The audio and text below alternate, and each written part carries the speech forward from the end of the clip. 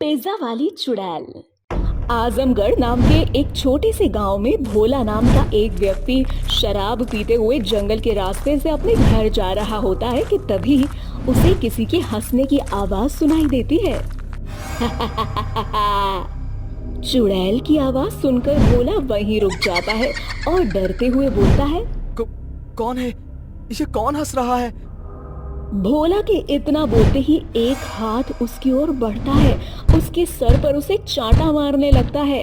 भोला के हाथ से उसकी शराब की बोतल नीचे गिर जाती है और भोला बोलता है, अरे भाई, कौन है जो मुझे इस तरह से छुप छुप कर मार रहा है?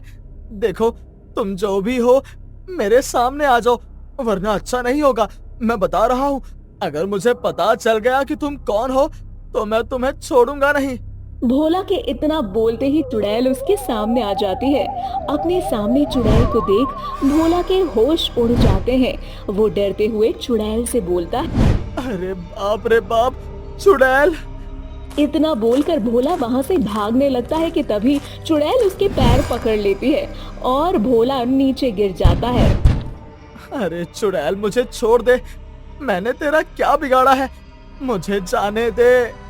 तूने मेरा कुछ नहीं बिगाड़ा, पर तू अपनी बेटी से जरा भी प्यार नहीं करता और इसीलिए मैं तुझे यहाँ इसी बात की सजा देने आई हूँ।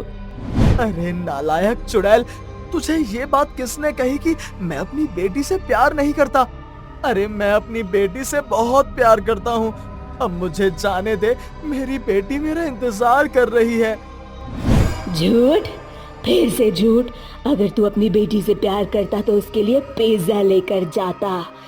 वो कब से तुझसे एक पिज्जा मांग रही है, पर तू है कि उसके लिए पिज्जा नहीं लेकर जाता।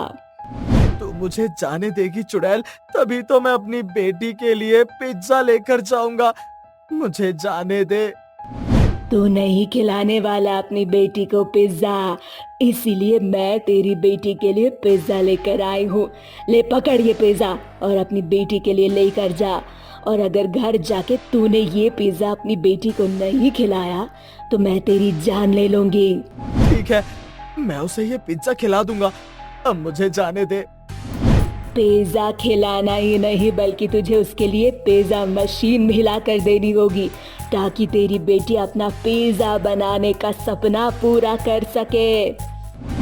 ठीक है पिज्जा वाली चुड़ैल, मैं वो सब करूंगा जो तुम मुझसे बोलोगी। बस अब तुम मुझे जाने दो। इतना बोलकर भोला आंख बंद करके उससे अपनी जान की भीख मांगने लगता है। कुछ देर बाद जब भोला अपनी आंखों को खोलता है तो वो देखता है कि चुड़ैल वहां से जा चुकी है और उसके पास कुछ पिज्जा रखे हुए हैं। अब भोला उस पिज्जा को अपने घर ले जाता है और अपनी बेटी को दे देता है। पिज्जा देखकर उसकी बेटी काया बहुत खुश होती है और बोलती है, पापा, आप मेरे लिए ये पिज्जा लेकर आए हो। आप बहुत अच्छे हो। अब मैं इस पिज्जा को खाकर इसका टेस्ट पता करूंगी और अपना खुद का पिज्जा का कारोबार शुरू करूंगी। पापा, आप मेरी मदद करोगे ना इस कारोबार को शुरू करने में?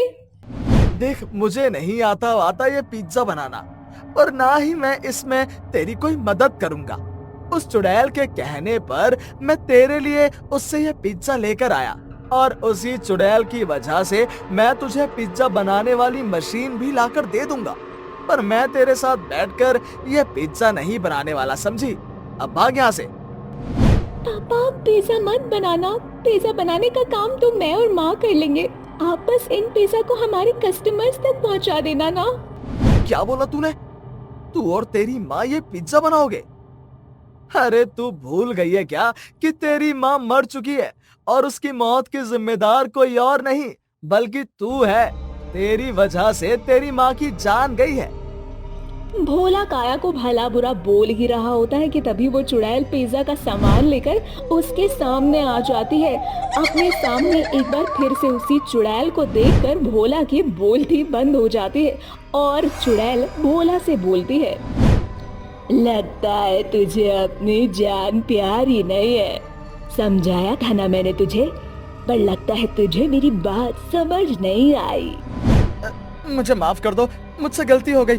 मैं अभी पिज्जा बनाने वाली मशीन लेकर आता हूँ। मुझे जाने दो, अब से ऐसा नहीं होगा। इतना बोलकर भोला वहाँ से भाग जाता है और माइक्रोवेव लेकर आता है। अब काया अकेले बैठकर YouTube की मदद से पिज्जा बनाने लगती है कि तभी उसका हाथ जल जाता है। वो रोने लगती है। उसके रोने की आवाज सुनकर भोला को गुस्सा आता है। वो काया को मारने लगता है कि तभी वो चुड़ैल वहाँ आ जाती है और भोला को हवा में लटकाकर उससे बोलती है, तुम लातों के भूत बातों से नहीं मानने वाले हैं ना। मैंने तुझे कितना समझाया पर तू नहीं माना। बेटा अब तू चिंता मत कर, अब तेरे पिज्जा की डिलीवरी भी मैं ही करूंगी, क्योंकि आज तेरा बाप मेरे हाथों से जिंदा नहीं बचेगा।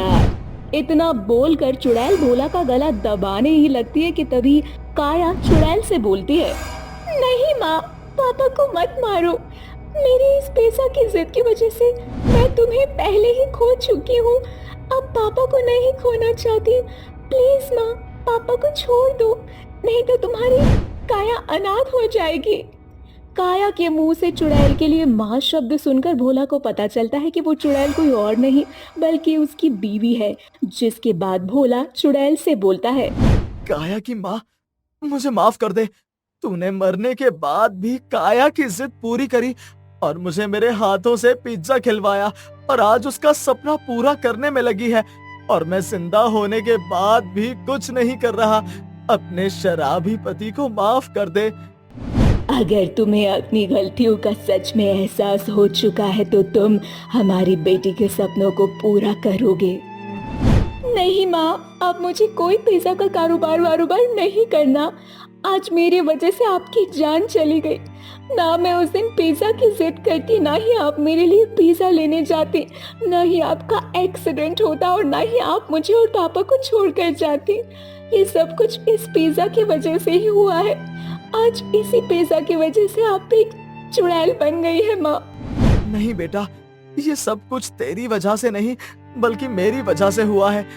अगर मैं अपने पैसे शराब पर न खर्च करके उसे दिन रात तेरी माँ के इलाज में लगा देता तो तेरे लिए पिज्जा लेकर आ जाता, तो आज हमारा खुशहाल परिवार होता। पर बेटा, मैंने जो गलती पहले कर दी है मैं उसे दोबारा नहीं दोहराऊंगा। जिसके बाद भोला अपनी बीवी और बच्चों की पिज्जा बनाने में मदद करता है।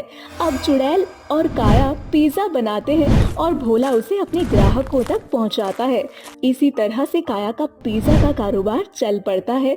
जिसके बाद उस चुड़ैल की आत्मा को शांति मिल जाती है और वो हमेशा के लिए अपने पति और बेटे की जिंदगी से चली जाती है। और अब काया अपने पिता के साथ अपने पिज्जा का कारोबार संभालने लगती है।